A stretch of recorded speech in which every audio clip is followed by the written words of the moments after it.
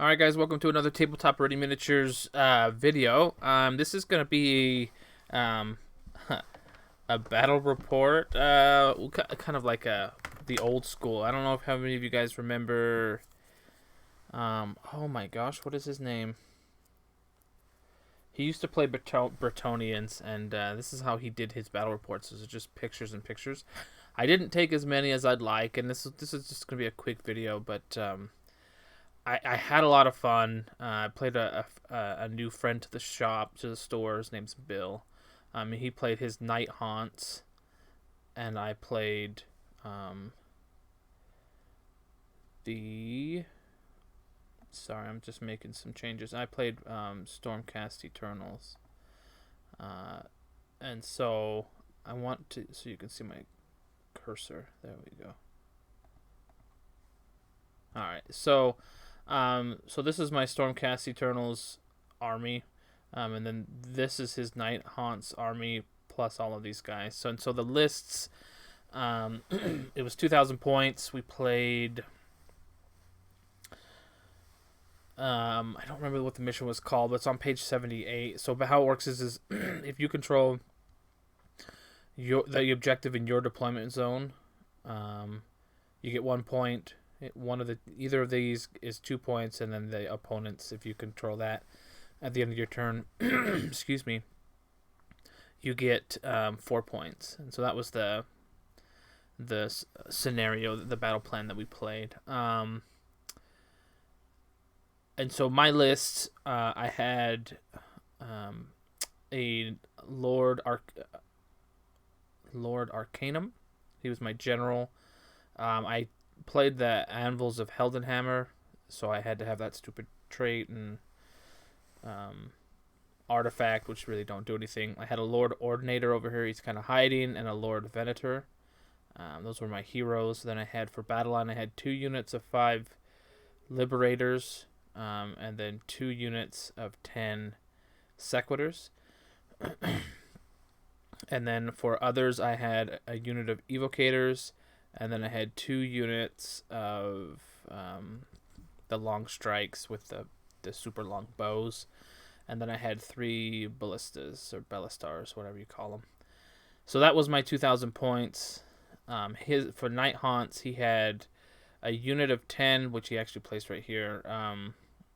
Chain rasps, 2 units of 40 chain rasps, and then a unit of 20 Blade Geist Revenants, and a unit of 10 Blade Geist Revenants.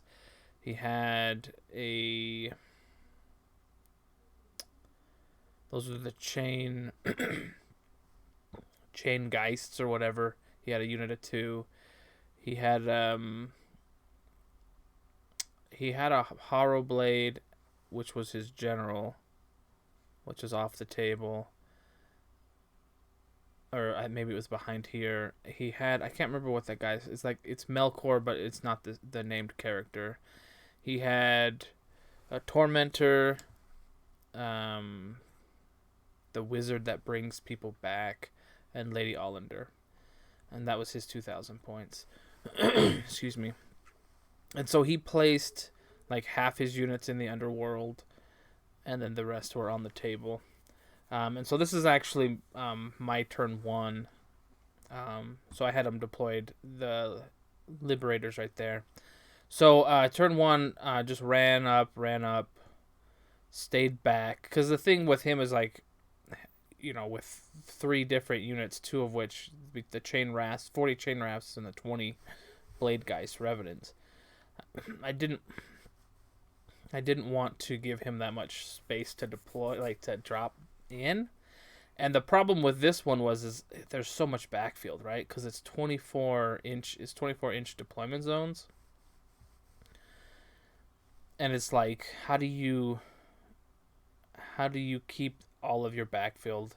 Because mine's a kind of a castle-y army anyway. If it was long ways, it'd be easier, right? Because you put some liberators, and then you put everything in the middle, and then there's nowhere for him to really drop in. But this gave him so many options, and that's kind of why I deployed my Liberators the way I did, or my Sequitors the way I did. Anyway, so that's turn, like I said, turn 1. he had some guys, a 10-man unit here. I blew him off, and then I, started shooting down his chain rasps, his big horde of chain rasps, waiting for him to drop in on his turn, which he then eventually did. This is just another picture of deployment, his deployment. Yeah. So this is way later on, and like I said, I didn't take a ton of pictures, but it was just kind of one to go over, because it was I haven't played since we finished painting these guys. I haven't played with them. So anyway, so just going back, so on his turn, he brought back some guys. He ran them up so they could come up to this objective. He ended up dropping this hero, the Chain Geists, or whatever they're called, and the 20-man Blade Revenants right here, and then charged in. We fought back and forth. He actually kind of flubbed his initial attack, which allowed me in turn to hit back, and I hit back really hard. And then in turn 2, I got first turn again. So I had first turn. I got first turn in turn 2, and then he ended up getting first turn in turn. He got the double turn on turn 3, which sucked, and kind of like cost me the game.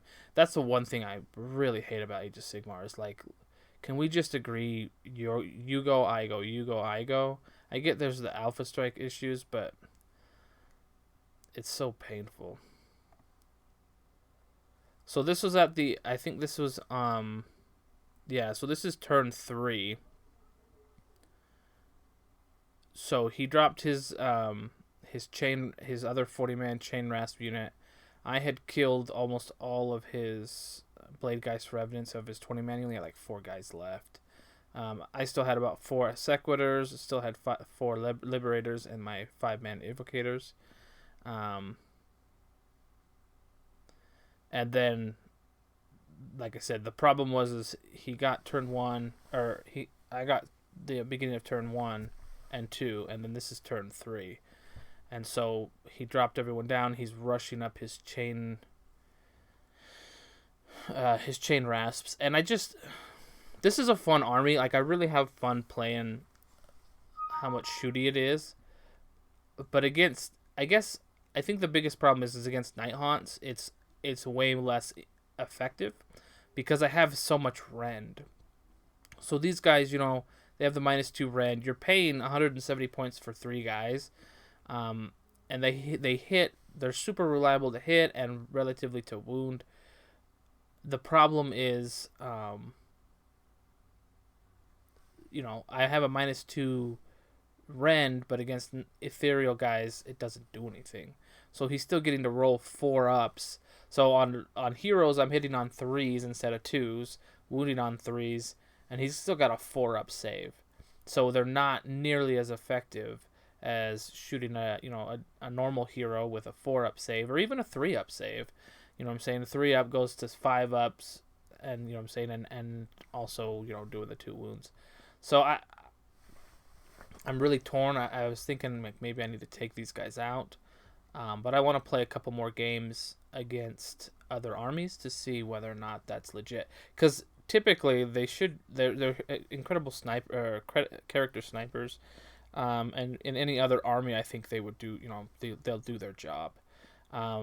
Against Night Haunts I'd probably take out both of them and then put in another ballista and then more Sequitors. But anyway, so this is turn 3. He moves up. He ends up getting the charge against here.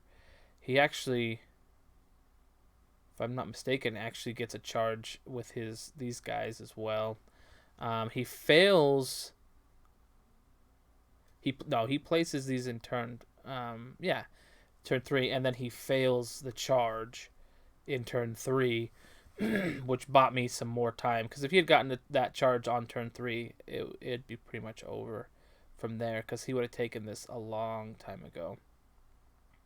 The other thing I learned that I don't play Age of Sigmar a whole ton, I'm trying to play more and more, and like I said, started with this army painted, and the Gloomspite gets almost painted, and my ogres half painted. Hoping to start to get more and more battle reports in, but I forgot that once you control an objective, you could maintain control. You can move off of that objective. You don't have to stay around it. It's just as long if they can go in and steal it, right? So I was reminded of that again. And he did fairly good painting on his army. I liked his army a lot. You can see the different variations of it. Oh, I forgot we haven't painted the Venator. So that's him just setting up. So then this is I think this is towards the end of the game. So in turn 4, or excuse me, turn 3, and we'll go back. Turn 3, he failed the charge. We'll go back one more. Failed the charge. He gets in the charge here with these guys. He ends up killing one ballista, and then starts like tying people up.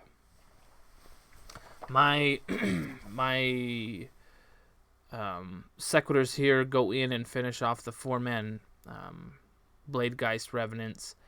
And then all of these guys end up going in and charging the Chain Rasp and a couple of characters. I was never able to kill a 40-man Chain Rasp unit. With all the abilities he has to bring guys back. So like if you kill 3 or more models, you get to bring 3 guys back. His super spell that I could never seem to dispel, no matter how hard I tried. His wizard did have a +1 to cast.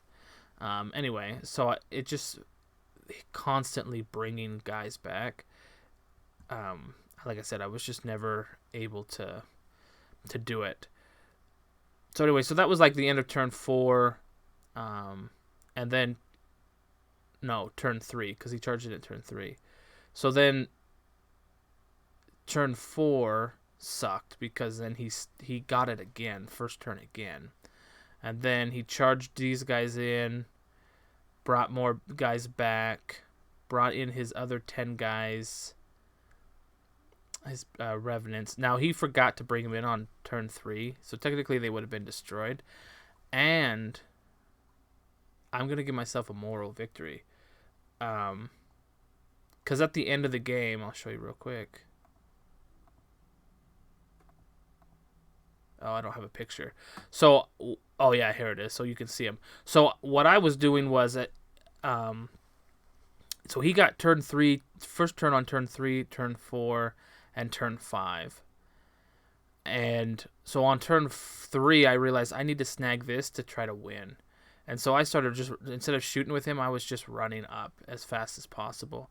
And I positioned him so on turn 5, I could steal that objective and get the 4 points.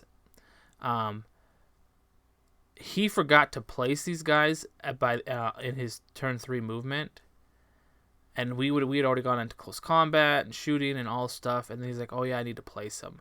And so I just let him place him, and he placed him in the backfield. But technically, these guys should have been dead, which would have changed because I was losing by two points at the end of by the end of turn 5. And so he did his round on turn 5. He killed another ballista, but he only had 4 guys, and I had four models around that. So he couldn't claim it at the end of his turn. We played through his turn 5, and then he would have had to have fought these guys, and I would have like annihilated this unit, and I would have claimed this one. Still had claim of this one because I could have brought my heroes over to have model superiority, and then I was going to use my command point to give him +6 to advance, and I would have stole that. So technically, I would have won the game, even though I let him play these guys, and he saw that, ran him over, and then charged. And so anyway, you live and you learn. Like I said, this was a lot of fun. This was a kind of like a, hey, help me remember how to play different things. So it ended up, the way we scored it, it would have been 13-15. If I hadn't have let him take this, it would have been 16-15 Stormcast Eternals, because I would have got the 4 points. Or 17-15. But yeah. So anyway, so it was a really fun match. This has already been a really long video. I'm debating on whether I want to do more of these. Like I said, obviously take way more pictures of all the different steps so you can see the progression of the battle. But I also really do enjoy the video ones as well. So anyway, I just, like I said, I took some pictures. Was really excited to get this army on the table for the first time since it's, we finished painting them up, minus the Venator. And so, like I said, just want to take pictures, and I thought, I'd share this with you guys. So, thanks for watching. Don't forget to like and subscribe to our YouTube channel. We're up to 80 subscribers. Thank you to, and I'll give you guys a shout out. I'll bring it over here. Pictures. So I want to thank all of you, everyone who's subscribed, everyone who goes in and watches these videos. We do appreciate it. Thank you to our new subscribers, Chin Buey, Isaiah Furrow, and the Essex Fisherman. You guys are our most recent subscribers, so thank you. Don't forget, guys, we have a web store. Tell your friends. We offer 15% off Games Workshop and 20% off of Asmodee games. Any orders over $120, it jumps up to 25%. We can order anything off of Games Workshop, including those web store only. I can order them, and you can still get the discount. We just kind of, it doesn't work the same way. I don't order it from my vendor. I order it directly from Games Workshop, and so I can still get you discount. Typically, we don't do as much of a discount because I don't get as much of a, I don't get it at wholesale, quite a large wholesale. But anyway, like I said, we can order you anything off the website and still get you discounts. That's what I'm about. I mean, that's the main thing. Tabletop Ready Miniatures, we started because we wanted to give people a cheaper option for painting services, and that's why we have a web store and a brick and mortar store, is to give our local and online communities a cheaper option for these hobbies, because they're so freaking expensive and they're time consuming. And so it hurts to have to put that much time and effort, and then on top of that, all the money to do it. So, like I said, don't forget that. And then, for those of you who appreciate our content, we do have a Patreon page on tabletopretyminiatures.com. There's a bunch of different tiers. We tried to give a lot of different tiers for you guys, things that we felt would be beneficial. If there's other things that you think would be more beneficial, there we go. Just let us know. But we do have, like I said, 5 different tiers. This is the $1 a month, the $5 a month, and the $10 a month are the more basic ones. And these do offer, all of them have the opportunity to. Oh, yeah. So the 5 and the 10 have the opportunities to get the model of the month. And then the $10 one, or the $10 one per month, you get a $5 coupon to the web store. So it's like, you got to buy miniatures. I get it, but I'm saying we're trying to give you money back too. So yeah. So like I said, if you guys are interested, feel free to support us. We'd love it and appreciate it. That helps us. That allows us to utilize our time in different ways, like more videos, more battle reports, things like that. So anyway, this is 20 minutes long. I apologize. But like I said, I was just excited, wanted to share with you guys that the battle we had the other day. So anyway, thanks for watching, guys. Take care. We'll see you next time.